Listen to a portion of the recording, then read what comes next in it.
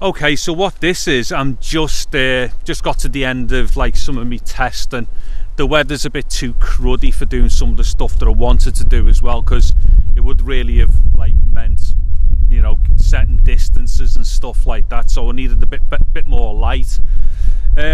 Also, at the moment, I'm probably picking up a ton of breeze here as well, but it should be okay just for me to get a basic gauge.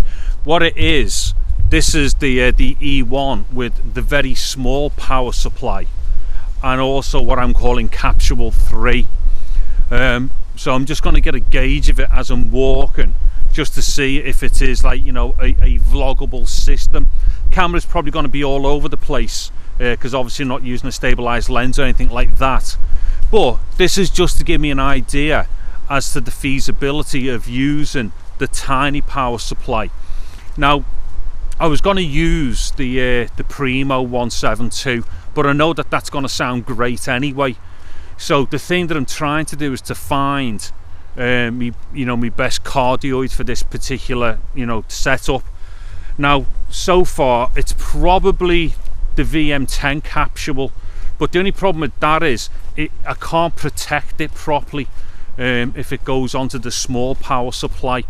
And the reason for that is because I can't find a body to put it into. So what I had to do on the big power supply was I had to chop off the front of another tube and put it on just to protect the capsule, because it's the only one capsule that can't be protected properly. The other 10mm capsules, like the 184, capsule 3 and the 172, they can all be protected by the bodies that I've ordered, so they can take some stick. But the problem is I already damaged 2 capsules like irreparably because the way I'd had them attached and they had no protection whatsoever. They basically snapped at the terminals on the actual back of the actual capsule, and at that point there's no way I'm able to fix that. I don't even know if they are fixable, because I think it's something that comes from underneath the capsule onto the other end of the actual like the little board or PCB, if you want to call it that. But the thing is, I think this particular capsule might do me okay for certain stuff. The 184, I've still yet to test all that again properly. It needed a lot of gaining, but I don't mind that, to be honest. If it means keeping the system tiny like this, and it's also gimbal friendly as well. Not saying the other mic isn't, but I think the other mic, what happens is, because it has to go a bit higher and it's got more of a reach on it, it definitely affects center of gravity, whereas this microphone doesn't have them same problems. Like I say, this will be all over the place now because it's handheld with no stabilization or whatnot, but the new gimbal that I've got, this will be brilliant on that. Yeah, because what it is, the little mic here thing, you can get that lower down, it's not as long, so the center of gravity doesn't get all screwed about with either.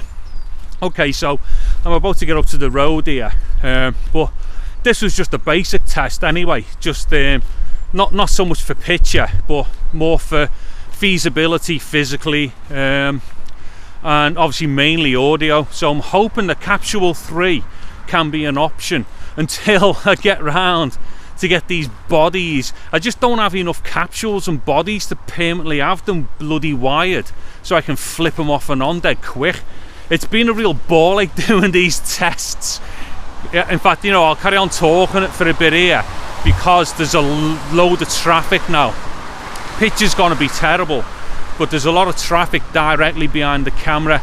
I'm literally about 12 feet away from the main road here, so hopefully this gives me an idea as to how well or not I'm being picked up.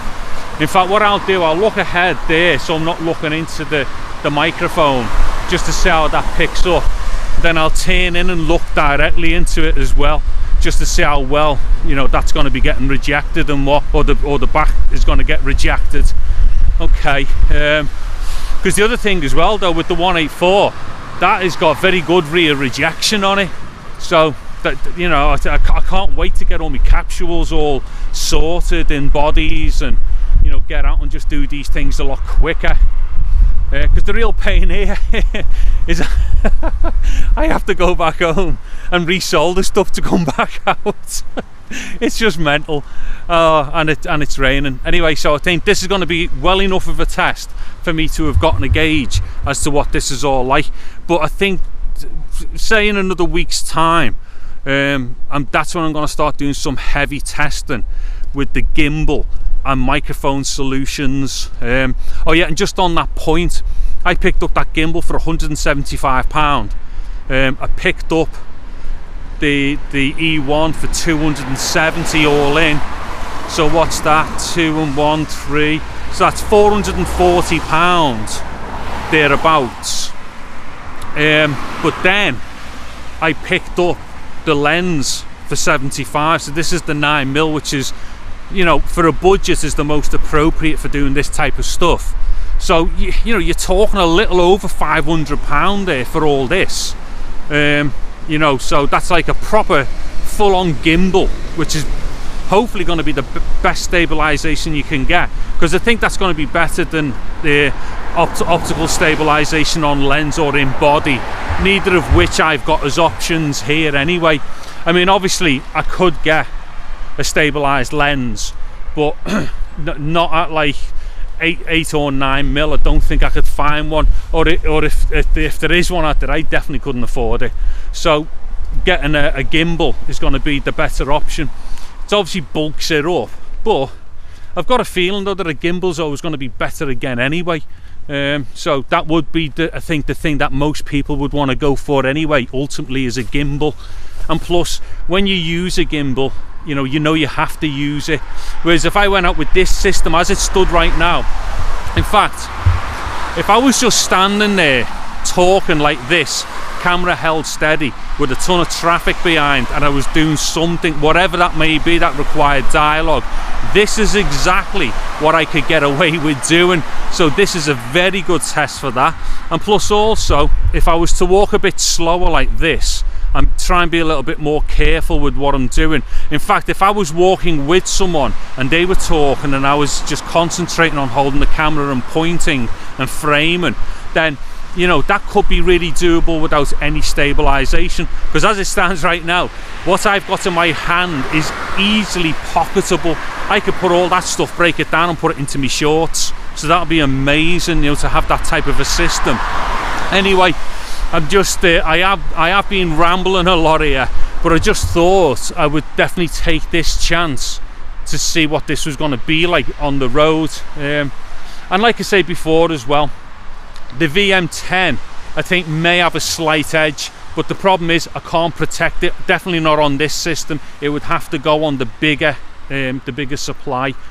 Not that that's going to add too much bulk pocket wise, but this tiny one has definitely got a bit more going for it for certain setups. So to have the options is a good thing. I mean, it may well be that I use the VM10 for my cardioid when it's on the big one, and I might use either Capsule 3 or the 184 on the small power supply.